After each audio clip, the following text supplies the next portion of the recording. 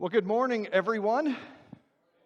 It's great to have all of you here today. We're continuing on with our sermon series on the Word. We're going to be in John chapter 1, starting in verse 6. If you'd like to turn there, we'll get there in just a second. I have a confession to make before we get started, though.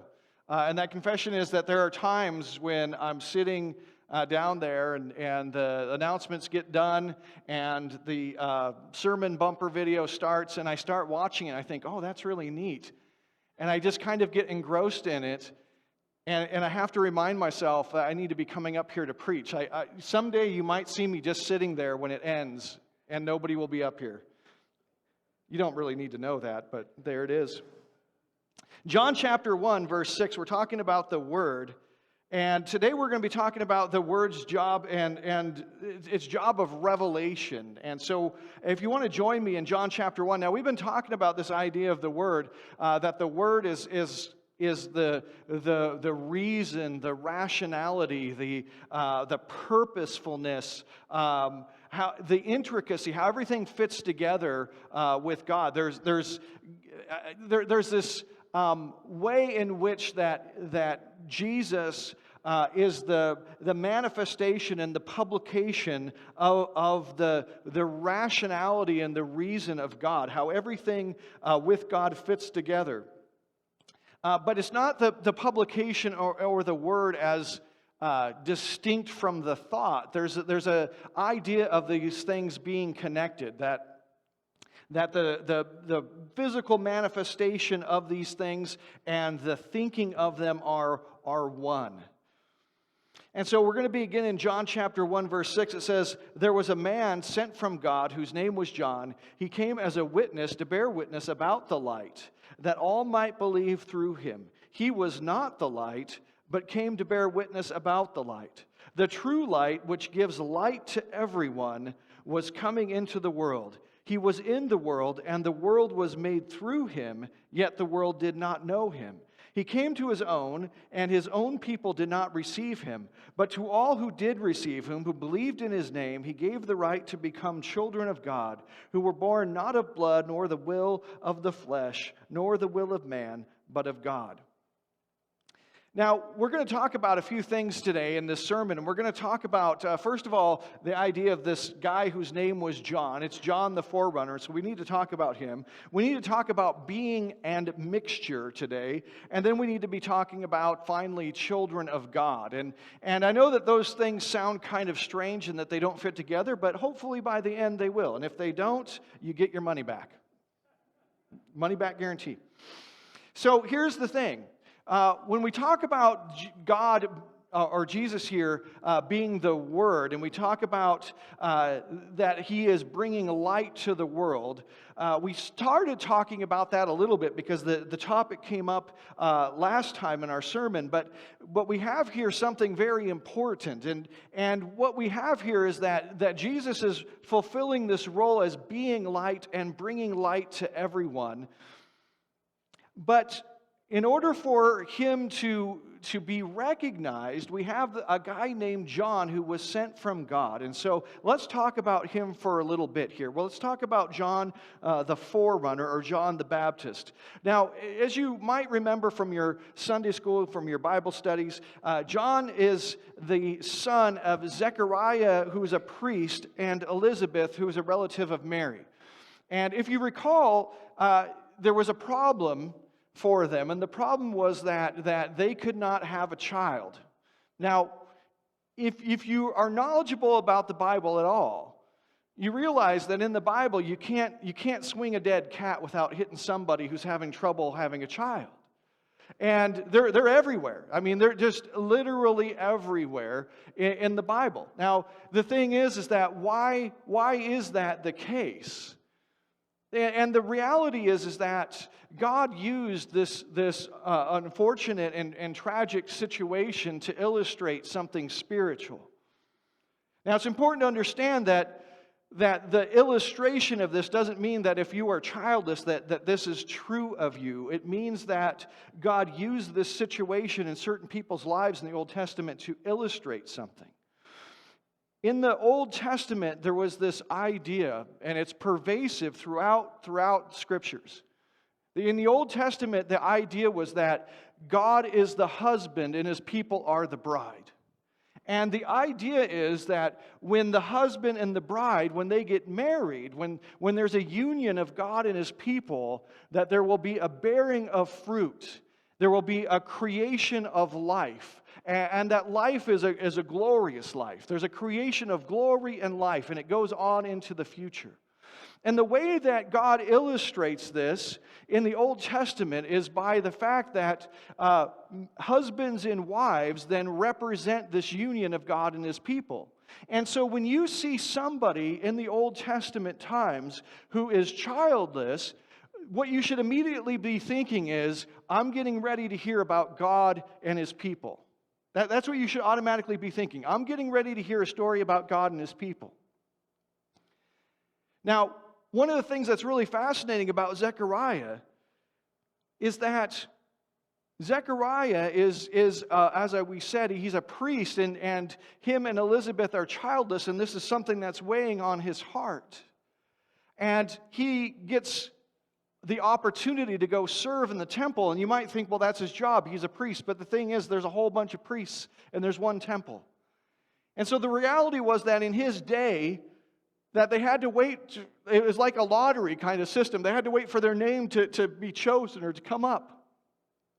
And you could literally spend your entire life as a priest and never get to go serve in the temple. It's a rare and extraordinary thing that he gets to go serve. And so he's in the temple, and his desire is for a child. And again, the symbolism here is important. You have Zechariah as a member of the people of God, and you have God, and you have him reaching out, and you have God reaching out to them. And what happens is that she becomes miraculously pregnant with John the Forerunner. Why is God always causing these childless couples in the Old Testament to have children? Because we as human beings, without God, there is no life. And the symbol here is important, that God is basically saying, look, without me, you don't have hope. Without me, there is no life. Without me, there is no glory. But if I come on the scene, if I show up, if there's a union between us, if there's a marriage between me and my people, then there's going to be life. That life exists when, not just when the flesh is present, but when the spirit and the flesh are united. And that's why throughout Scripture there's always a war against the bride and the child. This happens over and over again. You remember that Moses, right? He ends up in the household of Pharaoh, being raised in the household of Pharaoh. Well, how does that happen? Well, if you recall, there's a war going on. There's a war against the children that is happening. And that's the reason that he comes to live with Pharaoh. You also recall that when Jesus is born, there's a war against the children. And so he escapes down to Egypt. So John here is serving in the temple. And when you're serving in the temple and you're close to God, that's when you have the opportunity to experience union with God that results in life. But you better be prepared and do things right. Because that's another lesson here that we learn. Because if you recall, there's a little bit of skepticism about whether or not this is going to happen. And there's a silence that results from it. You got to do things right. Now, one of the things that's interesting is this. John is then miraculously conceived, and he has a special purpose. And his purpose is to do what? It says, there was a man sent from God whose name was John. He came as a witness to bear witness about the light, that all might believe through him. He was not the light, but he came to bear witness to the light. That's his job. That's the purpose. That's why he's miraculously conceived, is so that he could come and bear witness to the light. And I'll say this, that as believers, that's the job of all of us. The job of all of us is not to try to pretend to be the light. It's not to try to draw attention to ourselves. It's not to say, look at us, look how great we are. The reality is that we're all sinners, and if we pretend to be something else, we are taking away attention from the true light. The true light is not us. The true light is not us, and it never will be us. Our job is to reflect the true light. It's Him.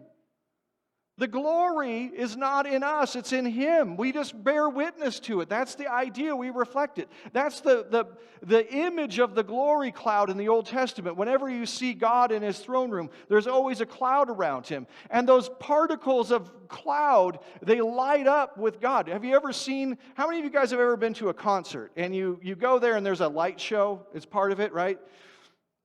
And what happens is that there's always a smoke machine. Now, we had a sermon series earlier in which I had a campfire out here. And I found in our old youth group storage room, I found a smoke machine that apparently was used for a youth group event. Tony, Michelle, you guys might know something about that.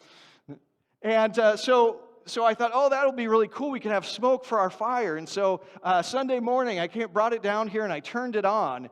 And it filled this entire place with smoke in about 5 seconds. There was no dial on it. It was kind of an on or off sort of thing. And I thought this might be a little too much. A little too much smoke. But the thing is that it's perfect if you're having a concert, right? Because the idea is that you have colored lights. And the smoke is perfect because it doesn't matter what color the light is. The smoke takes on the color of the light, right? If you have a blue light and you have a smoky stage, you're going to see blue. The smoke's going to appear blue. If you have a red light, it's going to appear red. You see, the thing is, the light isn't coming from the smoke. But the smoke is lighting up. Well, what is it doing? It's bearing witness to the light. And in the same way, that was what John's job was. It was to bear witness to the light. And that's what our job is as believers. Now, one of the fascinating things is that John is called the greatest. He's the GOAT. Matthew chapter 11, verses 11, it says, "Truly I say to you, among those born of women, there has arisen no one greater than John the Baptist." He's the GOAT. And it's good. I mean, that's pretty neat. But continue on, it says, "Yet the one who is least in the kingdom of heaven is greater than he." So first of all, how is John the greatest of all time? How is he the greatest born of women? Well, he has the greatest privilege of anybody of all time. You see, John was the end of the Old Testament prophets, and there had been 400 years of silence. There hadn't been any prophets around speaking the word of God for 400 years when John shows up. And so there's this long pause. It's the dramatic pause. And isn't it awesome? I mean, God is amazing, isn't He? He has these prophets who are going and they're telling things that people can't possibly know, and they're telling about the future and telling about what God's going to do and telling about God's salvation. And then all of a sudden, for 400 years, it gets quiet. That's a long pause.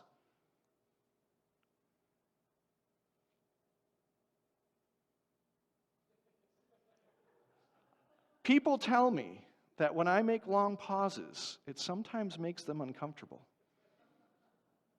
400 years is a very long pause. Why? He wants to make sure he's got everybody's attention. Everybody's waiting. Everybody wants to know what's happening, what's going on. God, why are you no longer speaking? Everybody is looking. And then John shows up and he has the greatest privilege. You see, all the other Old Testament prophets, they said, hey, somebody's going to come. The Messiah will come. Christ will come. It's going to be somebody. But John has the most amazing privilege ever. He gets to say, there he is. There he is. In Isaiah chapter 53:3, it says, "He was despised and rejected by men, a man of sorrows and acquainted with grief. And as one from whom men hide their faces, he was despised, and we esteemed him not." there's so many amazing things in the book of Isaiah about who the Christ would be, but not even Isaiah got to point out and say, there he is.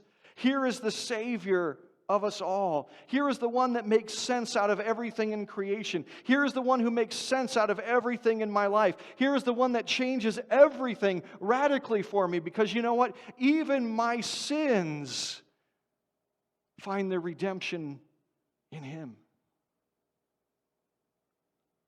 But John the Baptist got to point that person out. But here's the thing that's so astounding about this passage in Matthew.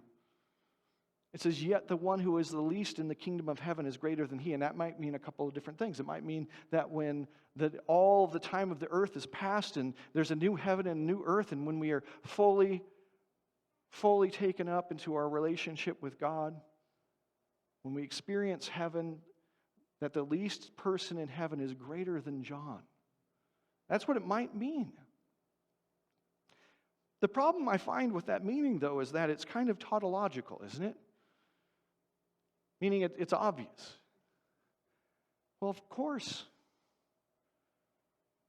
But it also might mean that the kingdom of heaven is at hand. The kingdom of heaven is happening now. The kingdom of heaven has started its transformation of the earth. And it might mean that the person who's least in the kingdom of heaven is greater than John the Baptist. And that would mean that us sitting here right now, if we are really united with Christ, if we really have a covenant relationship with him, that the least one of us is greater than John. How could that be possible? Well, John got to point to somebody and say, there he is. But if you and I, if we have a covenant relationship with Christ, then that means Christ dwells within us. John pointed outside of himself and said, there he is. But if you're a Christian, you get to point inside of yourself. That doesn't mean you point to yourself and you say, I am Christ. But you mean that what it means is that the Spirit of Christ lives in you. Christ dwells within you. And that's something that John, even John, who had this great privilege, never could have known. Man, what an amazing thing that we have this great privilege. Have you thought about that? Have you thought about what an awesome privilege? Because you read about those Old Testament guys, right? And those Old Testament guys, they were some serious people, weren't they? I mean, they were dealing with all kinds of stuff. There was bandits, and there were storms, and there were shipwrecks, and there was, and obviously Paul was part of that in the New Testament. But the thing is that there was all kinds of stuff going on in the Old Testament. And Abraham, he had to have this great faith, and he had to leave everything he knew. And Moses, man, he had to lead this people who was just stubborn, and he had to lead them through the wilderness. And he met with God, and he saw the caboose of God's glory. What an amazing thing. And you look at all of this stuff, and you look at John the Baptist, and you say, what a privilege those men have. Have you thought about the fact that you have a greater privilege than any of them? You live a greater privilege in your life than any one of those people ever did. They all saw it from afar. You get to experience it in your life. Have you thought about how blessed you are? Have you thought about how wonderful it is? Have you thought about the grace that has been shown to you? And have you thought about the responsibility that puts on your life?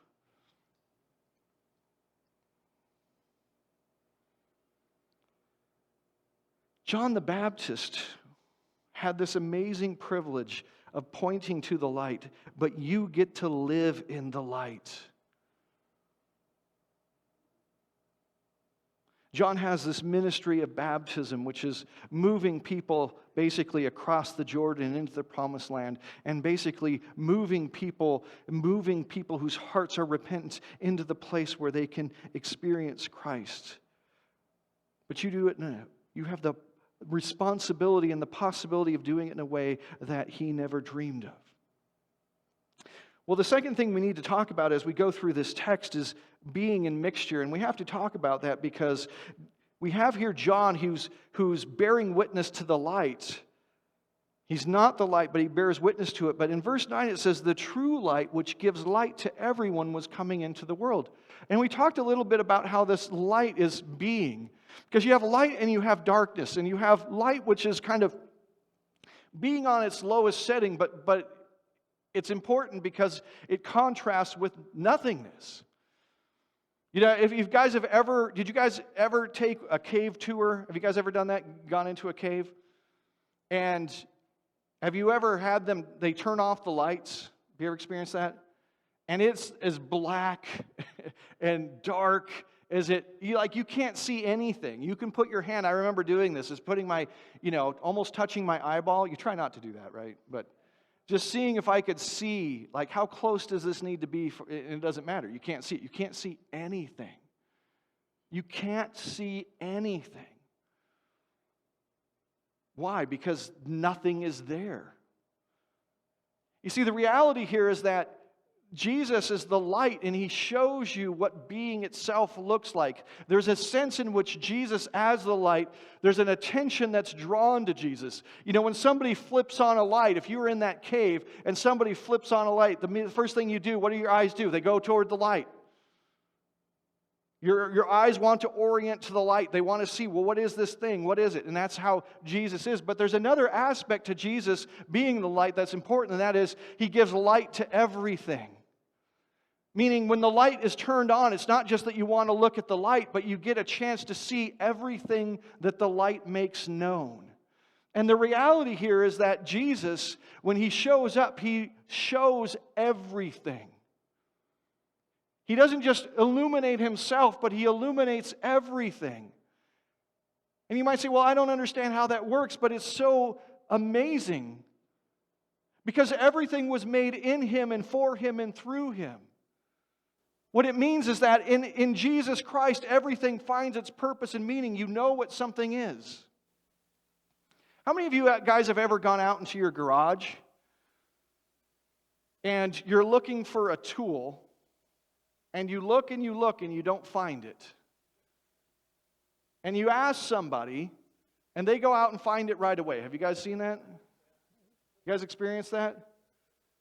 Yeah. You know what's really interesting? When you go into a place that's full of stuff, it's easy to not recognize what that stuff is. And one of the things that I find very fascinating is that when you're looking for something, it's really easy to all of a sudden find things that you had never known were there. Right? You can go out into a room and the thing is you go out into a room and you pass by it 100 times and you never think about what's there. But all of a sudden, now that you need something, all of a sudden you're searching, you're looking, all of a sudden you start to discover what things are for. But the other thing that's really great is that what a tool is takes on its meaning and purpose based on the use that it's put to. Right? You might not have the right tool for the job, but you go into your garage and you try to find something, and all of a sudden that thing has a new meaning and a new purpose. Well, here's the thing. There's a little bit of a situation here that's like our lives before Jesus is on the scene, and that is this, is that it's like you go into a garage and it's completely foreign to you, and so you don't really see any of it. You don't really experience any of it. None of it really makes any sense. And I've talked to so many people that I know that have become Christians later on in their lives, not as children, but as adults. And what they've told me, it's interesting how all of them will basically say the same thing, is that their life before they became a Christian was completely like going into a garage, that you have no understanding what any of that stuff really is. You can't make heads or tails out of it. It's like you can't even see it. And one of the things that's interesting is that sometimes, a pastor will get up and he'll rail against something, he'll rail against this, and he'll rail against that. But the thing is that it talks about Jesus had compassion. When Jesus encountered people who were sinful, he had compassion. Why? Because they were like a sheep without a shepherd. What does that mean? It means that without the light that he provided, that there was no way that they could understand what things were and what things meant and what they were for. You see, the reality is that when Jesus shows up on the scene, everything in life looks different. Because now all of a sudden you understand what things were and what they were for and what they meant and how they fit together. And now all of a sudden the world is a completely different place than it was before. Your experience of it is transformed.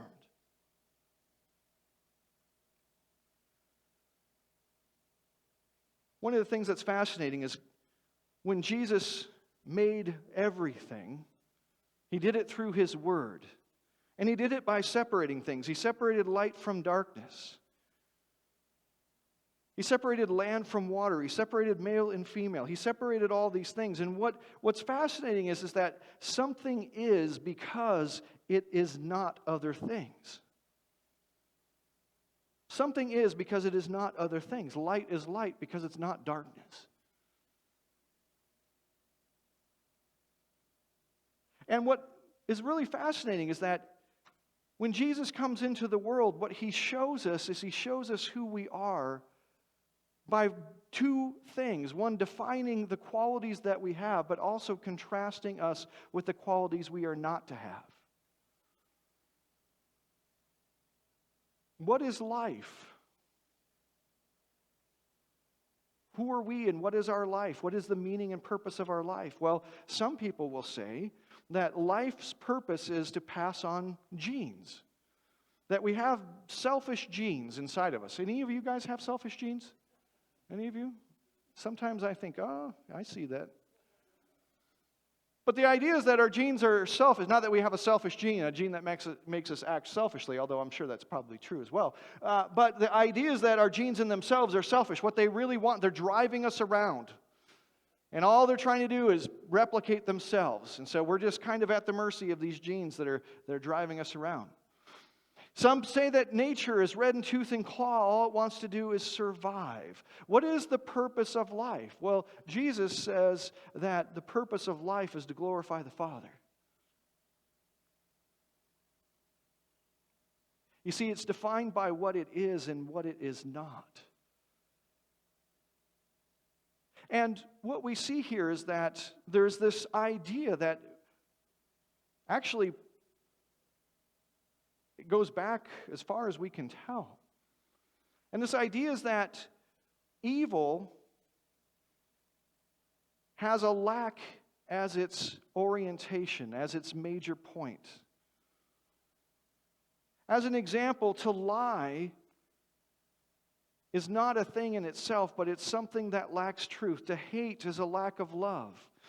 And so what it means is that when we decide to not be what's in the light, when we decide not to reflect who God is, see, God is all being, and He provides light to all things, and so all things have their being as they reflect Him. When they reflect who He is or what it is that He made them to be, that's when things are. And so when we leave the light, or we refuse to be in the light, or we refuse to testify to the light, that what we're doing is we're entering into nothingness, we're entering into non-being. It's a descent into oblivion. Now there is a response to this idea of evil, and the response is, well, take something like cruelty.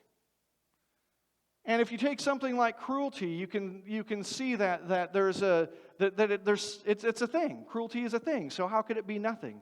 Well, the response to that objection was interesting, and that response was that, well, what you see as a thing is actually a mixture.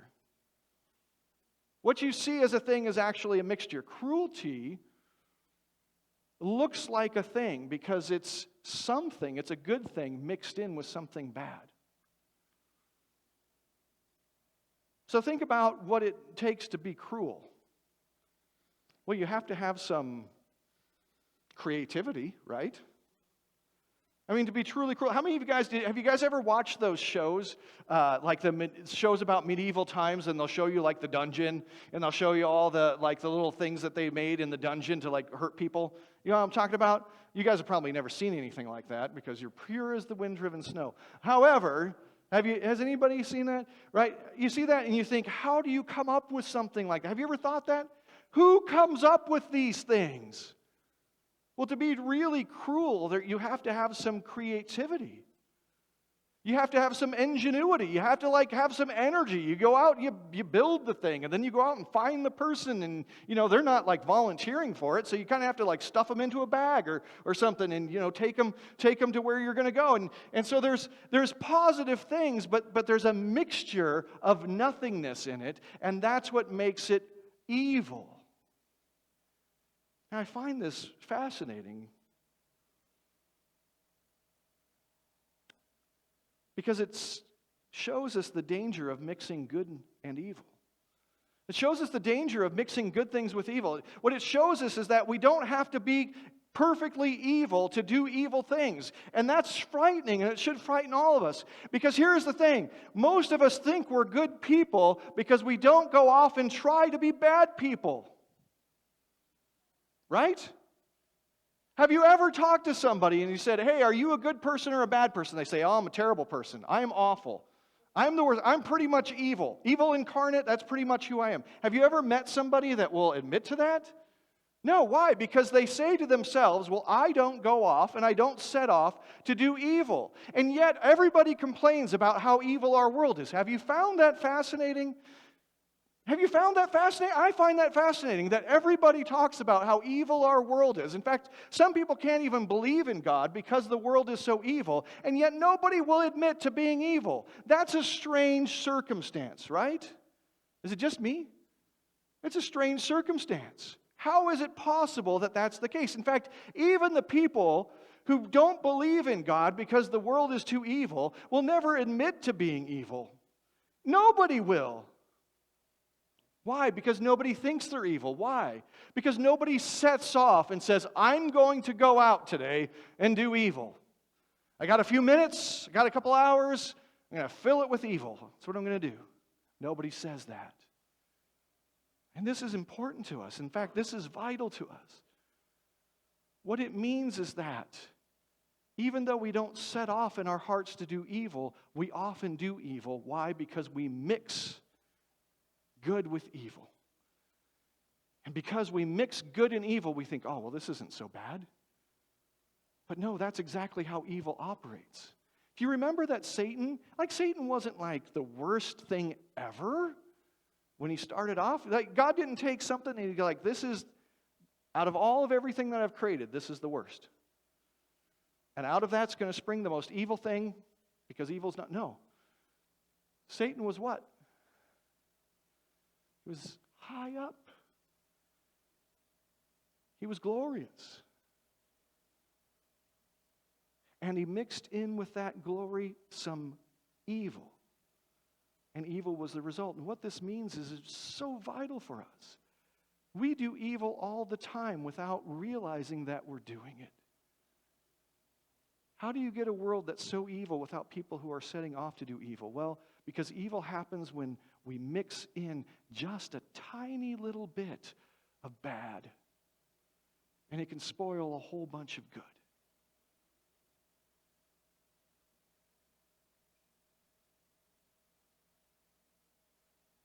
In the Old Testament, there's all kinds of passages that give us a hint about this as being the state of affairs.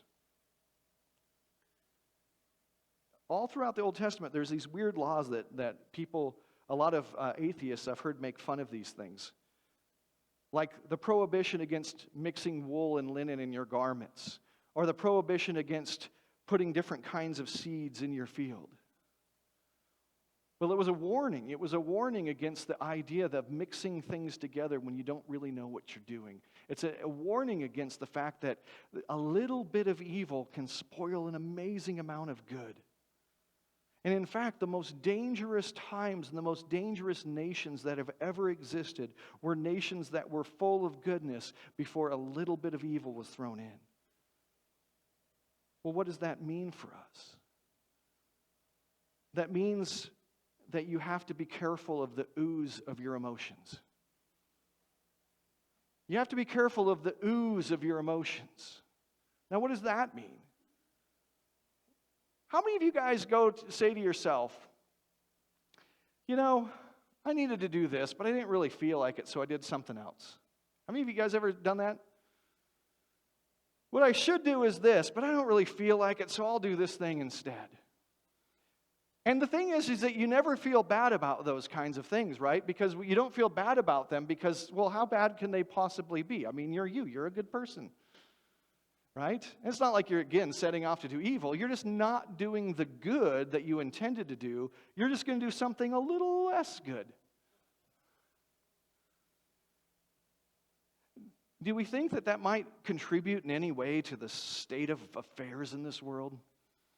Do we ever think that the fact that we're not... You see, here's the thing that's important. I said that evil and good are defined by what they are and what they're not. And there's a sharp line of difference there. God creates the world. Jesus creates the world by separating things. Separating light and darkness. Separating good and evil. Separating all these things. God separates these things and He draws these distinctions. And what happens, though, is that we have a tendency to not think that those sharp distinctions are all that important because... Why? Because, well, it's kind of hard to do all that stuff, and it's kind of hard to make that sharp distinction, and it won't really matter if I do this thing that I feel like instead. You know what I'm saying, right? How many of you have ever thought to yourself, I need to do this for my child, and then the time comes when you're supposed to do it, and you think, well, I'm tired, so I'll just do this instead. You see, my point here is important that this is the nature of reality, that the pathway to evil is, as C.S. Lewis says, the one that's really soft underfoot and the one that doesn't have too much of an incline to it. It's just a little bit different, a little bit this, a little bit that. And then pretty soon we're somewhere completely different than what God intended for us to be, and the effects are bigger than we could possibly imagine. How many people struggle with their lives, not because somebody set off to do evil to them, but because they just neglected them. Because they just neglected to do the good in that person's life that should have been done. And the thing is, we all know that this happens because you can say to yourself, well, I should do this. Man, there are things that I can remember thinking to myself, well, I should probably do this with my boys. And then I thought, well, I'll do it later, And then now I can look back. Sometimes I'll remember those things and think, oh, I never did that.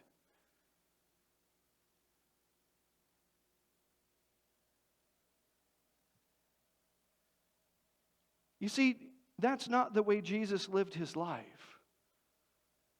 When you see Jesus live His life, He didn't let the ooze of His emotions determine what He was doing, but the will of His Father in heaven determined what He was doing. And that's why He was the light. That's why He showed us the way to live. That's why we can know who He is and who God is, and we can see the character and nature of God in Him, and so therefore we can make sense of all reality. Why? Because He didn't let His emotions ooze all over the place, but instead He said, what is the will of my Father? And He took joy in doing that.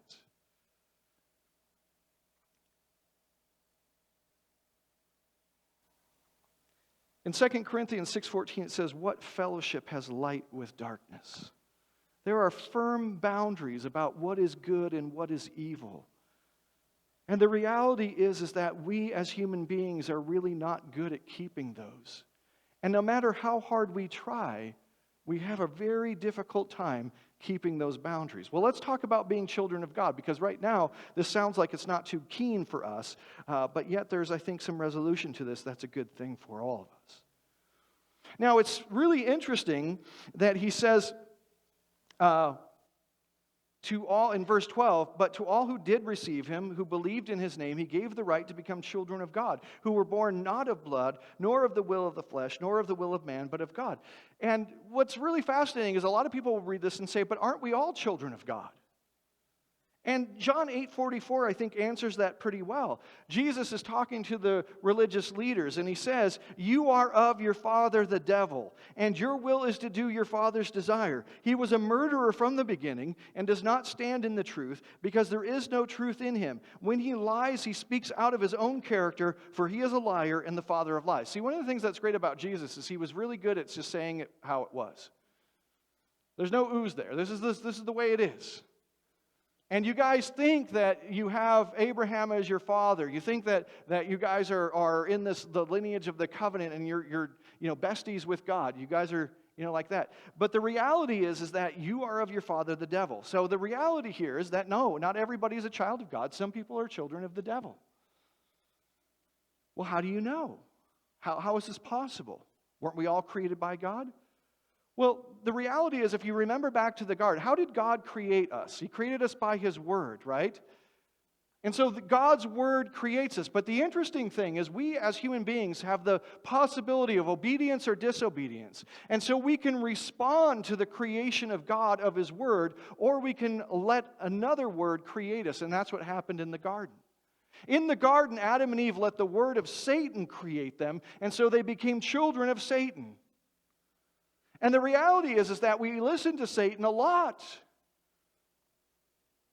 In fact, we struggle all the time, letting our emotions and Satan whispering in our ear saying, oh, it's not that important. This distinction isn't that big of a deal. This boundary doesn't really matter. Putting effort into this isn't really that important. And we listen. But the reality is we have a different choice, and that choice is to let the word of Jesus create us. In John 15, 1-5, it says, I am the true vine, and my Father is the vine dresser. Every branch in me that does not bear fruit, He takes away, and every branch that does bear fruit, He prunes, that it may be more fruit, may bear more fruit. Already you are clean because of the word that I have spoken to you. Abide in me, and I in you. As the branch cannot bear fruit by itself unless it abides in the vine, neither can you unless you abide in me. I am the vine, you are the branches. Whoever abides in me and I in him, he it is that bears much fruit. For apart from me you can do nothing. The reality is that only Jesus truly listened to the Father. And so if there's any hope for us, we have to be found in Christ Jesus. We have to be found in the vine. We have to be found in Him. We have to have a covenant relationship with Him. And only then does everything make sense. Only then does all of the world, all of creation, and in fact even sin become redeemed.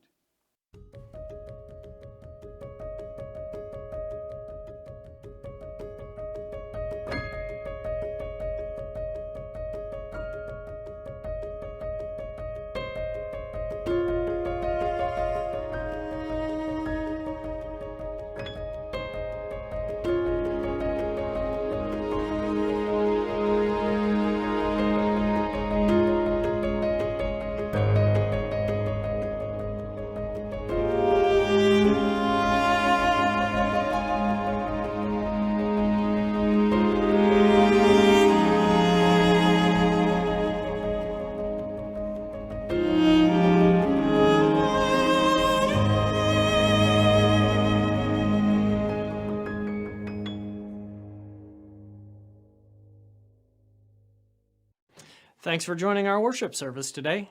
Please follow us on our Facebook page where you can let us know about any needs or prayer requests you may have and keep up with the latest church news and events. You can also check out our past lessons and other videos by visiting our YouTube channel. At First Christian, we strive to be the presence of Christ in the world by helping others to believe in God's love for them, to belong to His church, and to become like Christ in their lives. If you would like to support us in our ministry, you may do so by giving online through our website at fcct.org or by mailing checks to the church. Hey, have a great week.